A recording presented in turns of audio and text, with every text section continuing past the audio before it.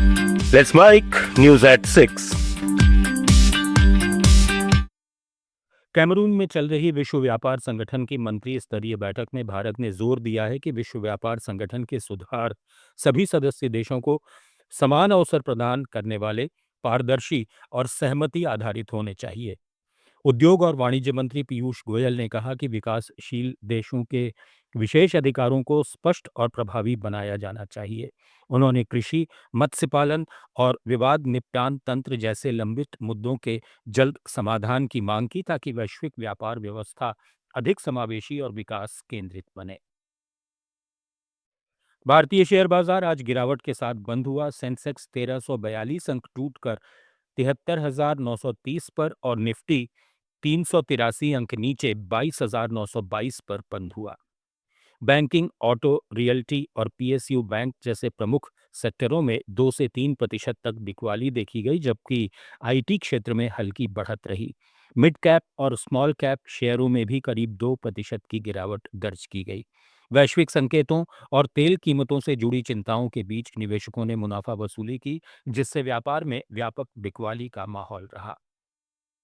इधर भारतीय रुपया डॉलर के मुकाबले आज फिर कमजोर पड़ा और 74 पैसे की गिरावट के साथ 94.7 के नए सर्वकालिक निचले स्तर पर पहुंच गया।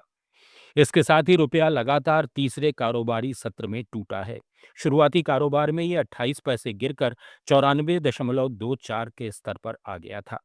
विदेशी निवेशकों की लगातार निकासी और वैश्विक अनिश्चितताओं के चलते रुपए पर दबाव बना हुआ है, जिससे वो पिछले कुछ दिनों से तेजी से कमजोर हुआ है। मध्य पूर्व की जंग के बीच आज सोने और चांदी की कीमतों में भारी गिरावट दर्ज की गई। India Boolean and jewellers association के अनुसार 10 ग्राम 24 कैरेट सोना 2490 रुपये सस्ता होकर 1,44,000 रुपये पर आ गया। 1 किलो चांदी 9,114 रुपये घटकर 2,25,000 रुपये पर पहुंच गई। पिछले 28 दिन में सोना कुल 15,382 रुपये और चांदी 41,000 रुपये सस्ती हो चुकी है। आमतौर पर युद्ध के समय कीमती धातुओं की कीमतें बढ़ती हैं, लेकिन इस बार निवेशक जोखिम से बचने के लिए सोना चांदी बेचकर नकदी जमा कर रहे हैं और जनवरी के रिकॉर्ड हाई स्तर के बाद मुनाफा वसूली भी की जा रही है। देश के ज्यादातर बड़े शहरों में सोने का भाव 1,44,000 के आसपास चल रहा है। नागालैंड के मुख्यमंत्री नेफ्यू रियो ने कोहिमा में विधानसभा में 2026-27 का बजट पेश किया। इसमें 337 करोड़ 4 लाख रुपए का घाटा अनुमानित है। सकल प्राप्तियां 22,507 करोड़ और व्यय 22,127 करोड़ रुपए बताया गया। हालांकि मौजूदा लेन देन में 75 करोड़ का अधिशेष दिख रहा है, लेकिन पिछले साल के 412 करोड़ रुपए के नकारात्मक बैलेंस की वजह से बजट घाटे में रहेगा। मुख्यमंत्री ने कहा कि राज्य की वित्तीय स्थिति सुधरी है और 2025-26 का घाटा पहले के अनुमान से आधा कम होकर 412 करोड़ रह गया है।